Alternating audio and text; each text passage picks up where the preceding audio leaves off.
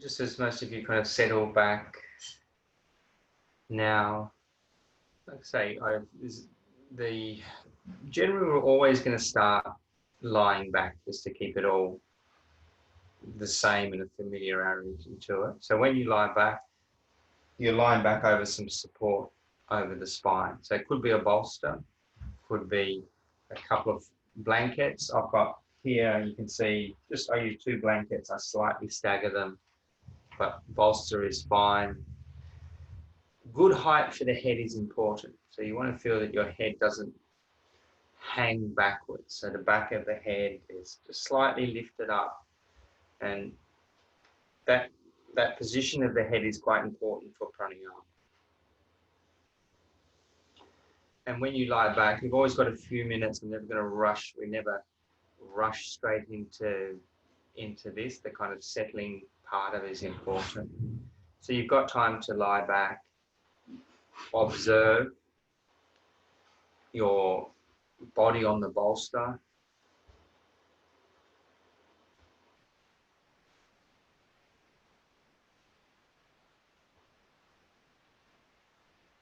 Once you've been there, it's often after a couple of minutes that you feel you've got to adjust one leg a little more, the other leg a little more.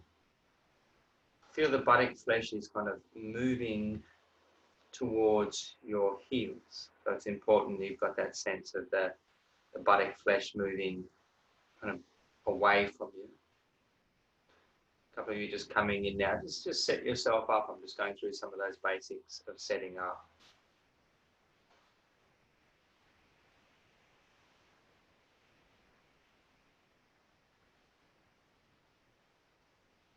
So always generally in pranayama, before we go straight to the breath or go to looking at other aspects of pranayama, we kind of just look at the body. And that's really good when we're in a lying position, because we can feel there's not as much work involved. Claire, I just caught there, make sure you've got your support for your blanket, for your head on top of your bolster. You know what I mean? I'm pretty sure that was, yeah. So if you remember, it's under your neck and your head, your support. Okay, I'd even have it on the bolster because your buttock should be on the floor. Just lie back and I'll have a look for a moment.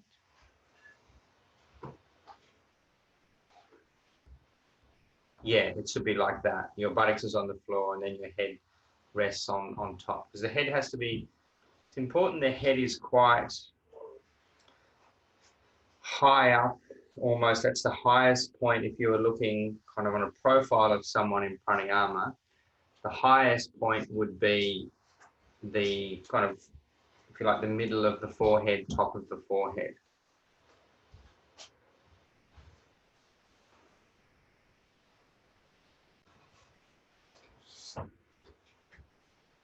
So the very basic way of watching it, just seeing the head doesn't hang backwards at all.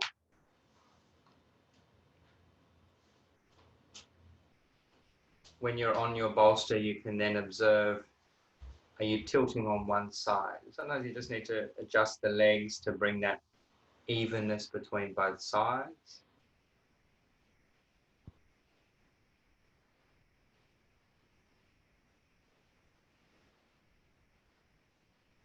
We will produce a couple more little pranayama setup videos which we'll put up, which will just show you some options. But most of you are fairly familiar now. Spine supported, head slightly raised up, legs extended out in Shavasana. Now, I will mention it. I know often people with backs can find this problematic. You can still work with a bolster under the back of your knees if your back really is problematic. You could even have your legs up on a chair if you need to release the back.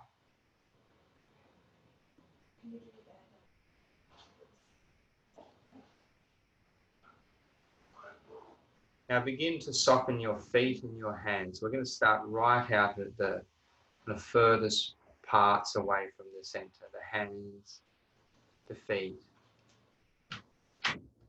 And let those parts, just let go, let them become soft. Often the tension we hold in the body is something we're not aware of. We're not consciously aware of when we're gripping or holding the body. It's things that happen without us actually being aware. So when we start, we're looking at the body, the hands, the feet, letting those go to begin. The feet release from big toe to little toe, kind of in an outward position. The hands, imagine from the center of the palm, become soft and spreads out to the fingers.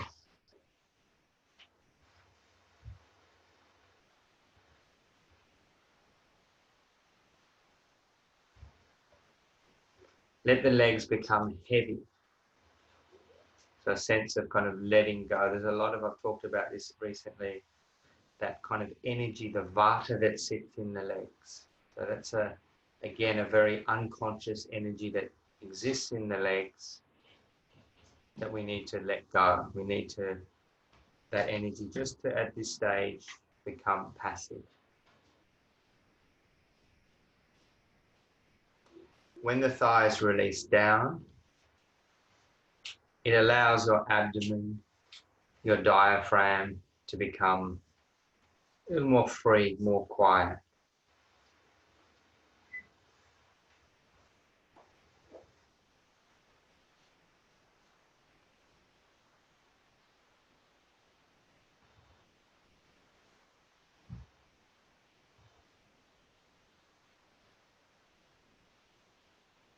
Observe the abdomen area.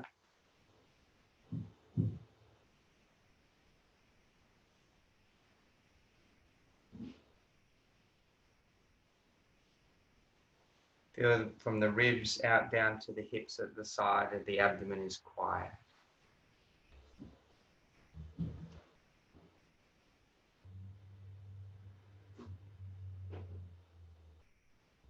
So in that cavity of the abdomen is the diaphragm.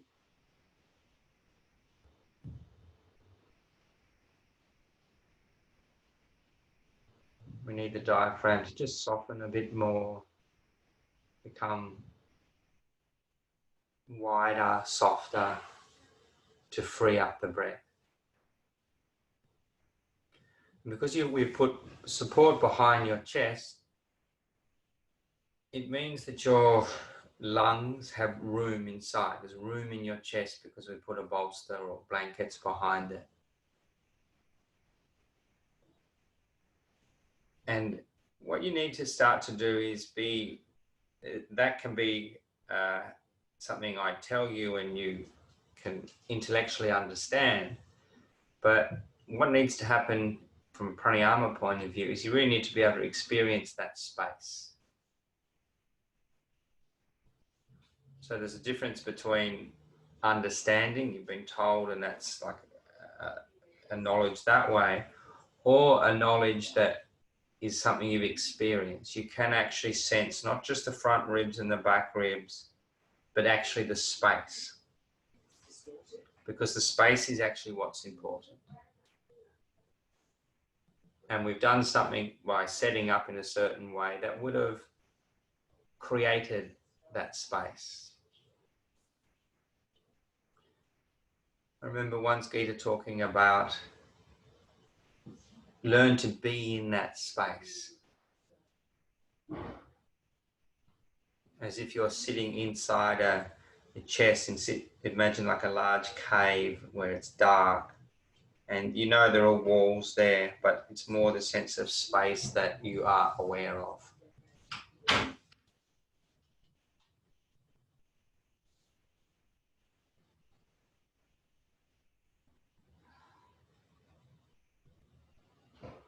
Just another minute or so. I just want you to stay in that sense of space in the chest.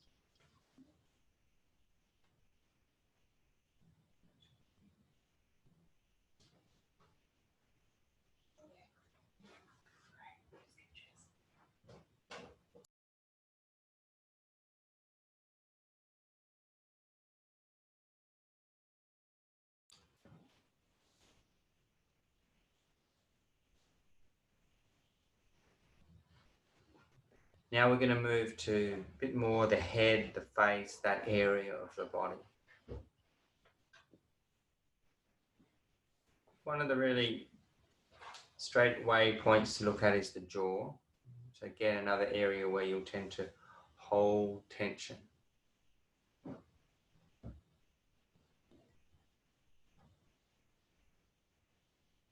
The tongue, let it soften.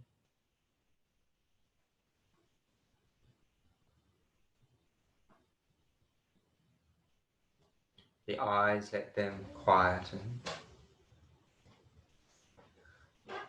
The ears, let them also quieten inside.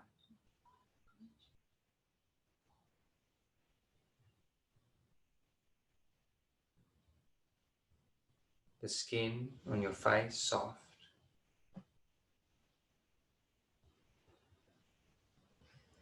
And collectively, there's a term in Pranayama which is Pratyahara. And Pratyahara means the withdrawal of the senses. So sensory organs kind of gather information, stimulate the mind, stimulate the brain. Pratyahara is where we just draw all those sensory organs inside, quieten them down. So there's less of that stimulation to the mind, to the brain. And it allows us to turn our focus into that internal world. And pranayama exists in that internal world. Internal world of the chest,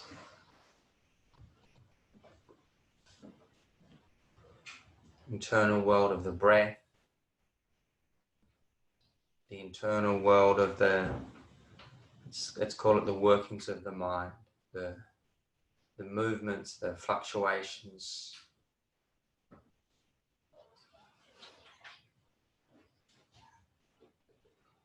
It's like if we're standing on the land and we can look towards the sea or we can look towards the mountains.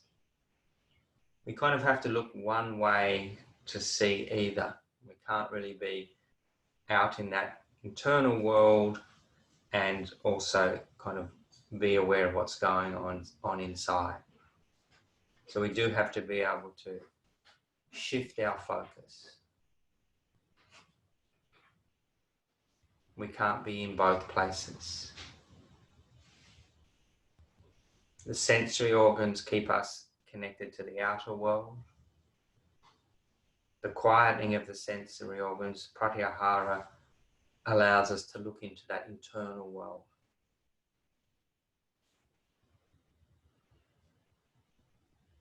And for most of us, that internal world is very unknown. It's a kind of unmapped, unfamiliar place. And there's a part of the mind that won't want to go there, kind of in a way, kind of fears that. It just keeps pulling us away from that because of the unknownness of it.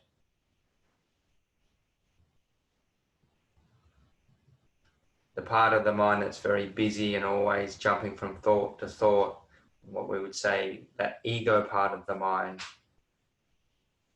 doesn't really want us to kind of understand and see how the mind is. Because when we don't understand it, that busyness can just do as it pleases.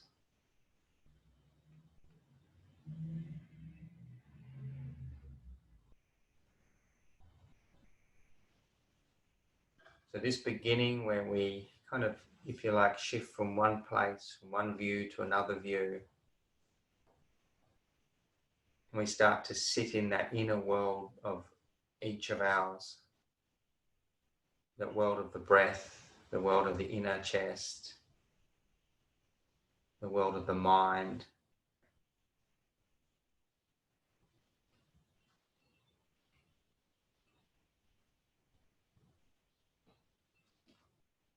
And it is very much And the Iyengar have often talked about it's a journey. It's a journey a bit into the unknown.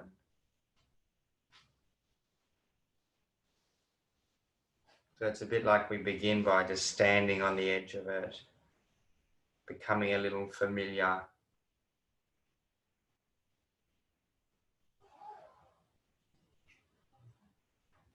Getting, in a way, it often talks about the courage to go into that inner world.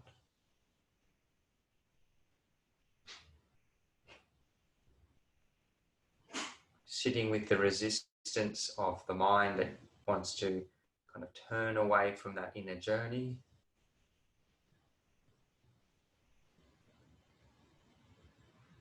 And then we move as we go into the next almost step of yoga, Pratyahara, then there's Pranayama. So we start to go to look at the breath. And the breath becomes a tool that we can go further in. So just look at your normal breath, observe your normal breath.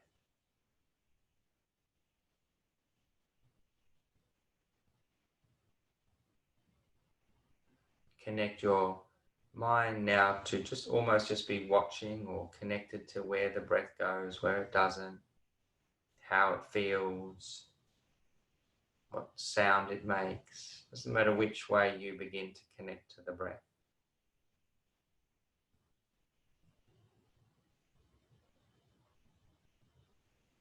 But the breath now gives us something quite tangible to work on. The mind is that very slippery, elusive thing that it's very hard to control. And control's maybe not the right word, but if we can watch the breath, hold our mind on the breath, we begin to stay in the moment. We stay in the present.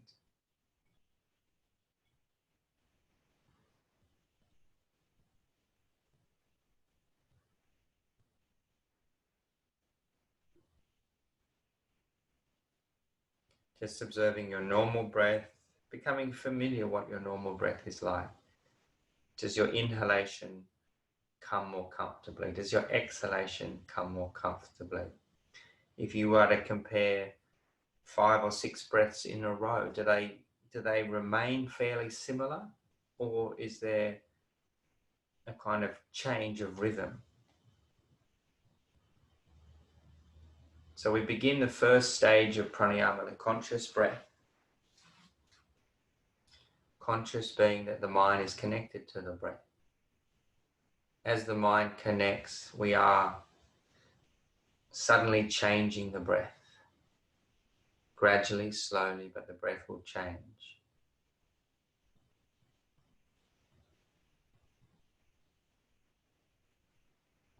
I want you now just to move to a gradual deepening of your exhalation. A little bit longer, just over a series of breaths.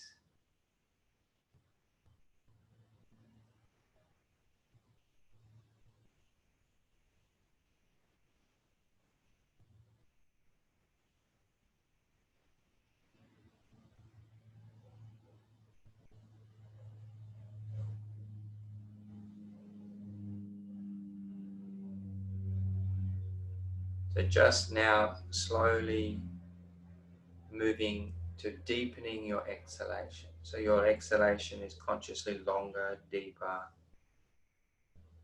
Still observe the touch of the breath, the sound of the breath as it goes through the nostrils. So it still has this overriding softness to it. The breath can't be aggressive, can't be forced.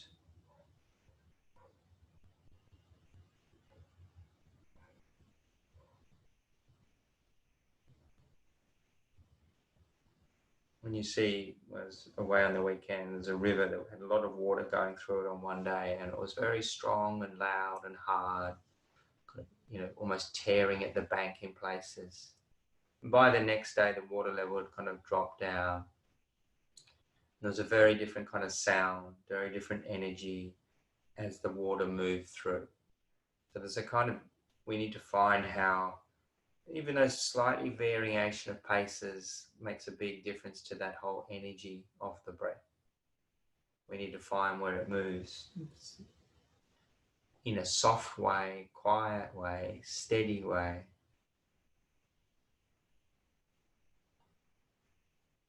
Two more deeper exhalations.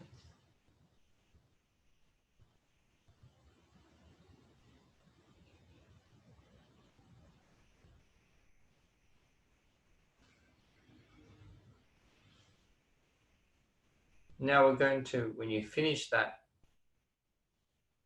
exhalation, we're going to move towards deepening the inhalation. Not a really big inhalation, but just a kind of like a beginning to explore up into the chest. So we had an emphasis on exhalation. Well, now we move an emphasis to inhalation.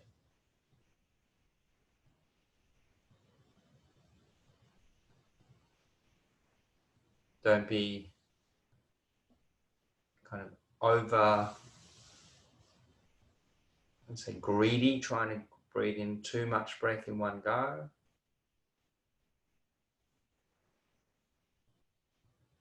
So it's like we have to invite the breath in. It will probably take a few cycles of breath before the inhalation actually starts to deepen.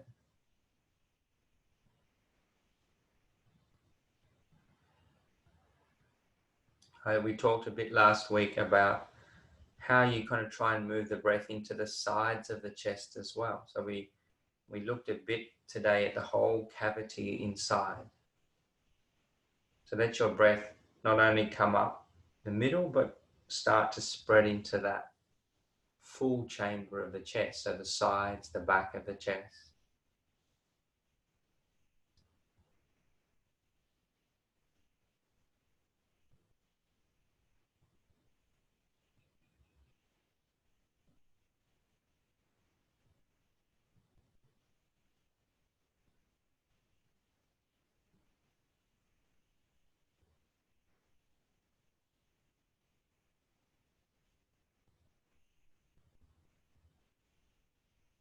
Two more cycles of that deeper inhalation. We're not really trying to kind of like, the objective is not to really fill up the chest. We're not trying to, at this stage, put the maximum amount of air into your lung. That's not what we're up to. It's not really where pranayama is going to. We are increasing it. We're trying to connect the mind to that process. As the mind connects to the breath, it will deepen. It will become broader.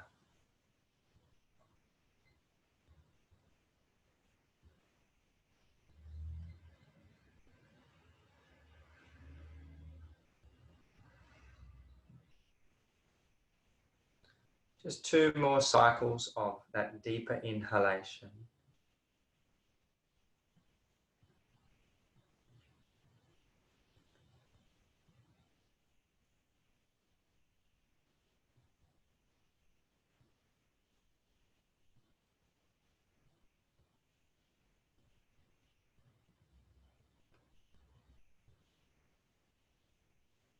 Now just come back to normal breath.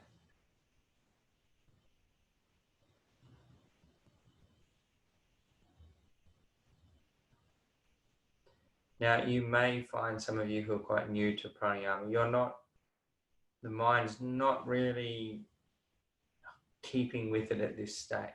It's challenging. It's a difficult, more difficult than asana pranayama, because we have to involve the mind in a higher level of concentration. But it doesn't mean if it's not coming, you're not learning. If you're just kind of learning that the mind is quite hard to bring into an area of focus, you're learning, you're beginning that process. Now, just a few more minutes of lying. I know it's a long time and it's a little more challenging. But we're going to work a little bit just on going towards Viloma, which we began last week. So Viloma is just a pause or a series of pauses in either the inhalation or the exhalation. So we're just going to touch lightly back into it today. What you're going to do is you're going to inhale, pause, inhale, pause. Then you're going to exhale, pause, exhale, and then that last one, you just let it kind of run out. So just on your inhalation, you're inhaling halfway, and then you stop momentarily, and then you continue your inhalation. There's a little pause at the end. Then you begin the other way, exhaling halfway, and then you exhale. Now, I'm really kind of insisting it's not a big breath. It can be just a normal breath. It will be a little bit naturally longer because you're focusing on it, but it doesn't have to be really long. It's more that we get the sense of the pause. So as you're ready, inhale, pause, inhale, pause, exhale, pause, exhale all the way out, then a normal cycle of breath. Get ready, we'll go again, exhale, normal exhalation, inhale, pause, inhale, pause, exhale, pause, exhale, pause. Normal breath, normal cycle of breathing.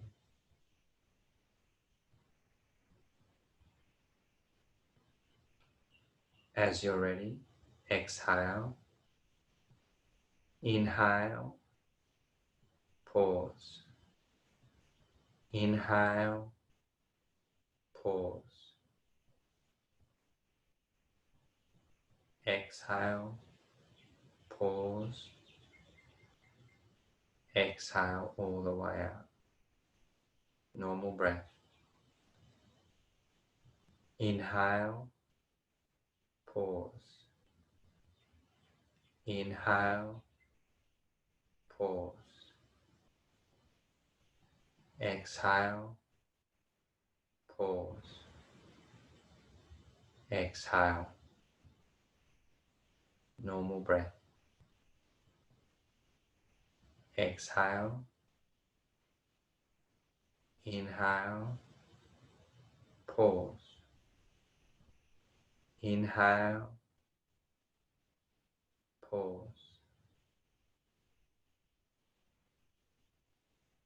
exhale, pause, exhale. A few normal cycles of breath.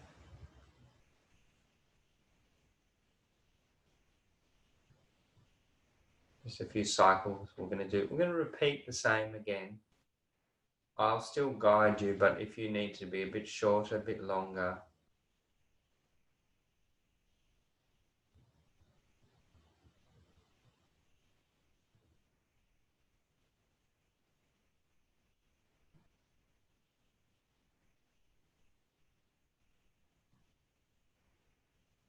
as you're ready, exhale,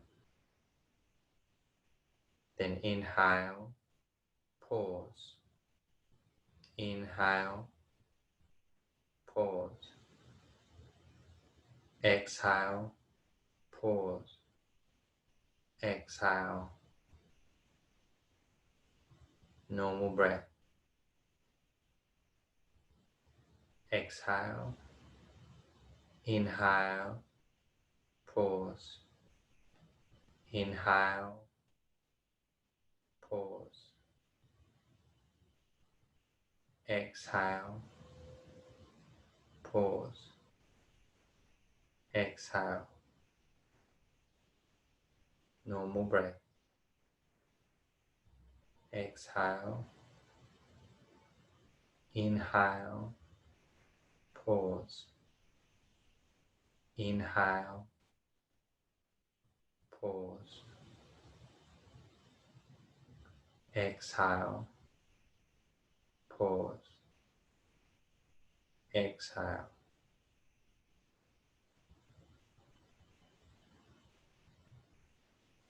Just a normal 2 breaths now. Exhale, inhale, pause. Inhale, pause. Exhale, pause. Exhale. Normal breath.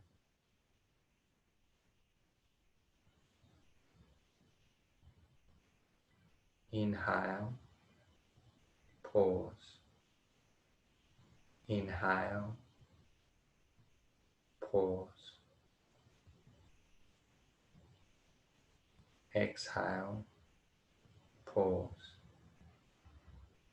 Exhale. Let your breath return to normal breath.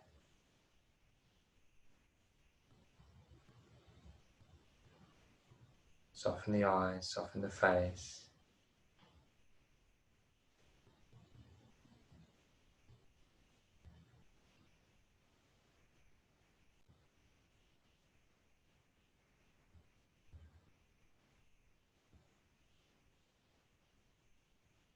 And now bend your knees up.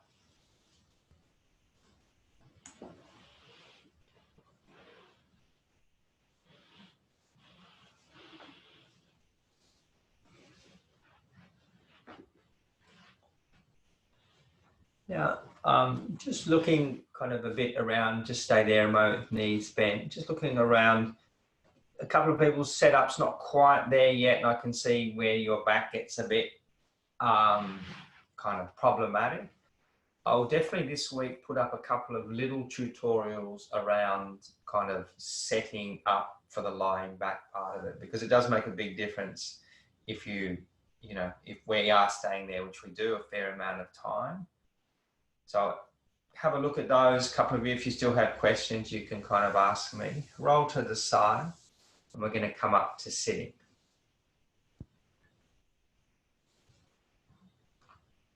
Now you're going to take enough height that your legs can release down, and that will vary. For some of you, maybe just, a blanket folded in 2 or 3 will be plenty. Others may need, a bolster or even more height.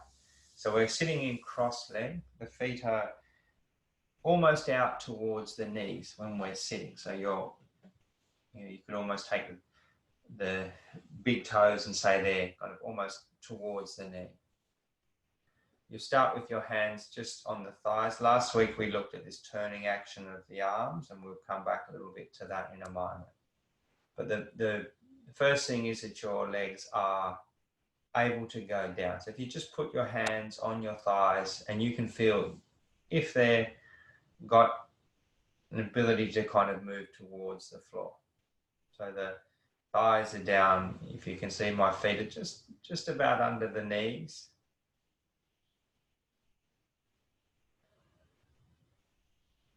Now, I know some of you might be kind of colder where you are, but if you've got a blanket, just maybe put it like under your chest, not over your shoulders. Just when it's over the shoulders, it just tends to, you'll quickly warm up in sitting, so it doesn't mean that you will be there long.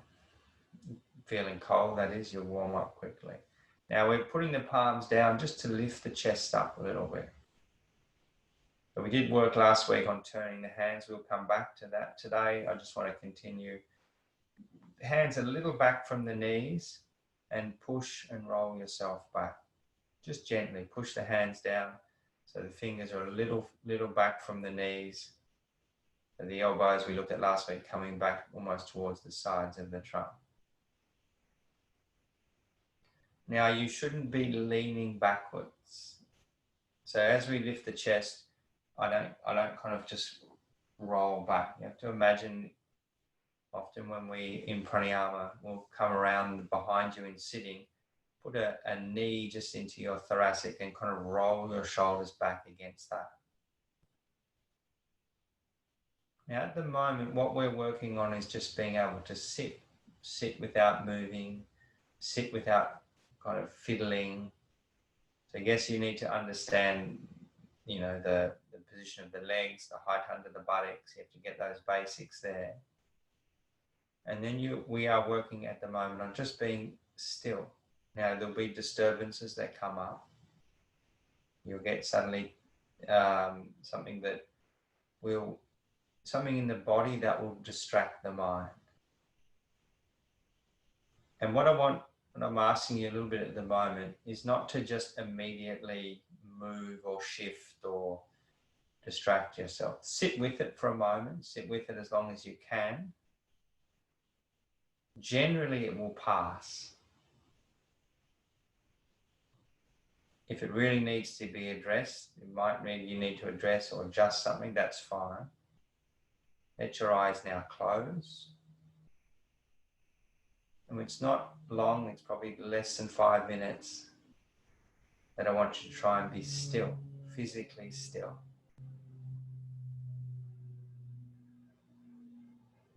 I'm saying you will get things that are going to distract you.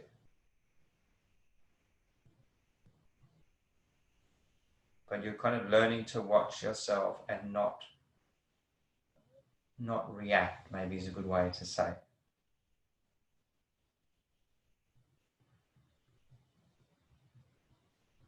Be aware of the spine being tall, the legs going down, the spine lifting up. So you get an idea of why asana practice is important for pranayama, especially for sitting pranayama. The strength, the flexibility that it creates in the body is important to be able to sit still. The concentration, the focus we learn on various parts of the body and how they integrate helps us to be able to sit still. Again, it's not so much the body that will be fighting that sitting still. It's actually the mind.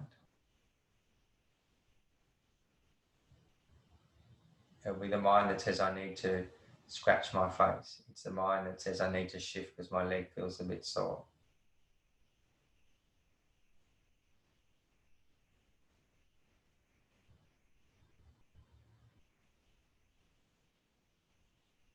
Yoga, pranayama, meditation, one of the aspects that they require is they're all practices, and all the practices require a discipline.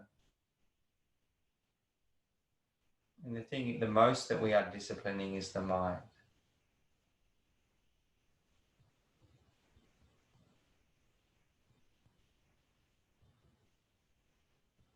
So each time that we can sit and not react, not move, not wander with the mind, we create a small pattern, or what we call samaskara, that changes the way we normally would react to the mind. And I often the word that I've often used for this is that we kind of begin to culture the mind.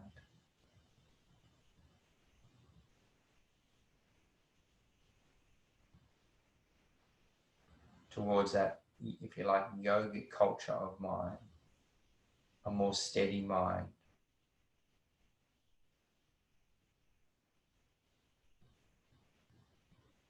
Just another minute or so.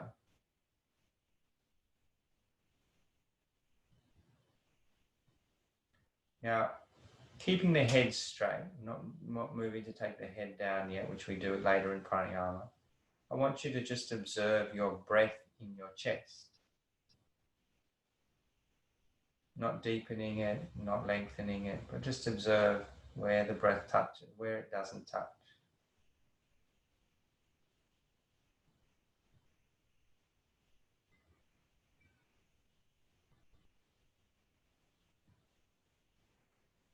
become familiar with the breath in a sitting position.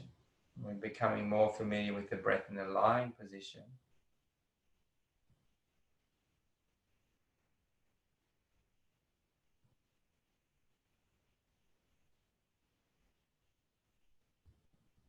How does the breath move? Where does the breath touch when we sit?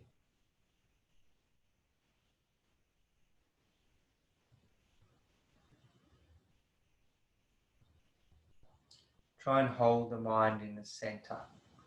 I was working with this recently. I was kind of really noticing that kind of, for me, the idea of the mind kind of moving from one direction out to the other.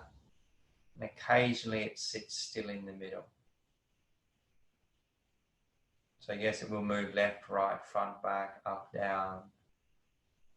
But gradually we get to hold the mind a little more steady. And the steadiness is when it's not thinking about something, when the mind isn't kind of gone somewhere else. Staying in the present. Not moving forward, not moving back. And it is a rest for the mind.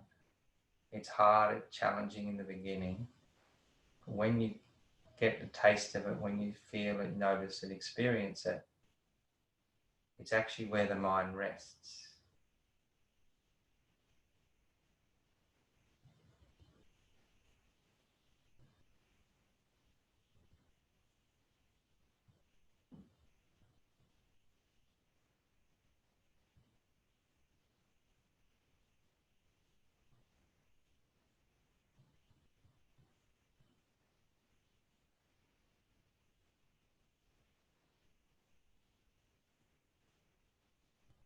And now just slowly let your legs release out.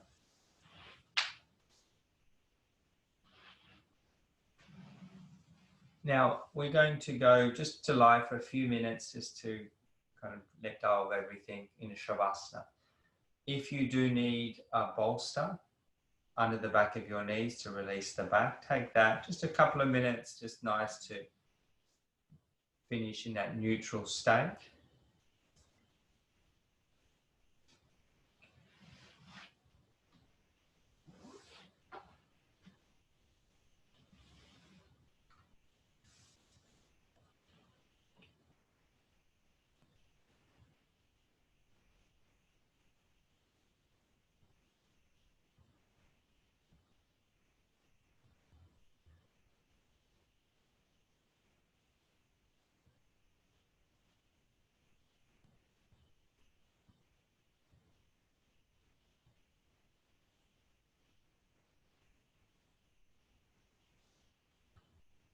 Just a couple of things on a more kind of practical note, just as we kind of progress in this class. This is very much like an ongoing process now that we're in, and it's a process, I think, that allowing people to get to pranayama, allowing me to take a group further into the role of it.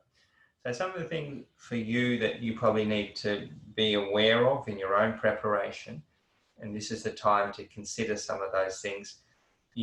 Were you warm enough? So if you're on maybe a wooden floor, maybe put a blanket on the floor before you begin.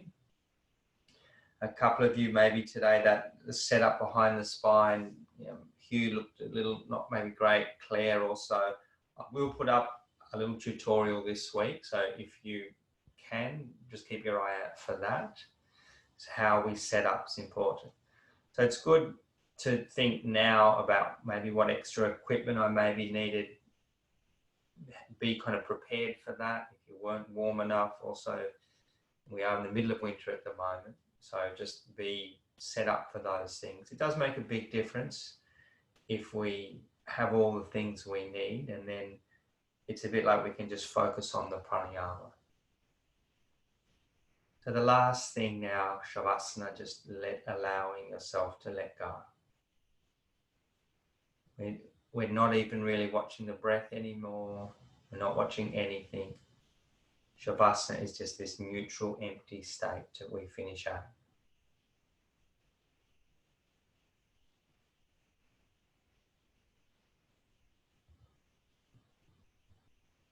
So even here, the breath is we let go of. The mind, if it was ideal, would just be, let's say, switched off.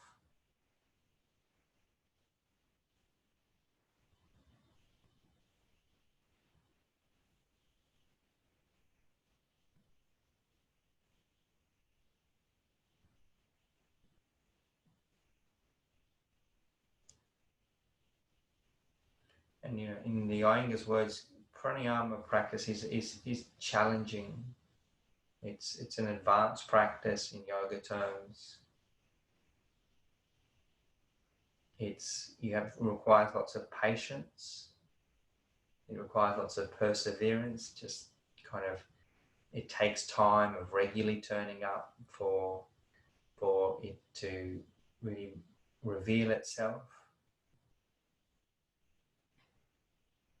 But I would say, in the kind of times we're in at the moment, it's a really valuable thing.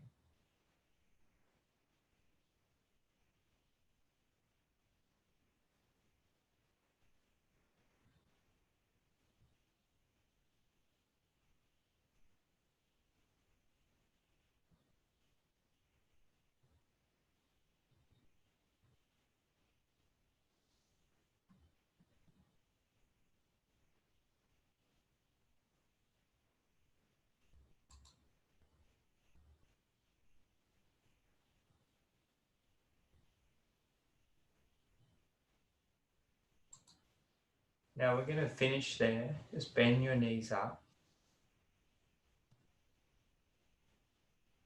Pause a moment. Bring your hands to your navel, your abdomen.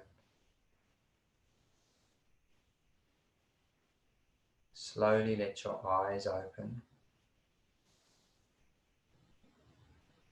Roll onto your right side. Support your head. Support it on your arm, on your blanket. Wait a moment there.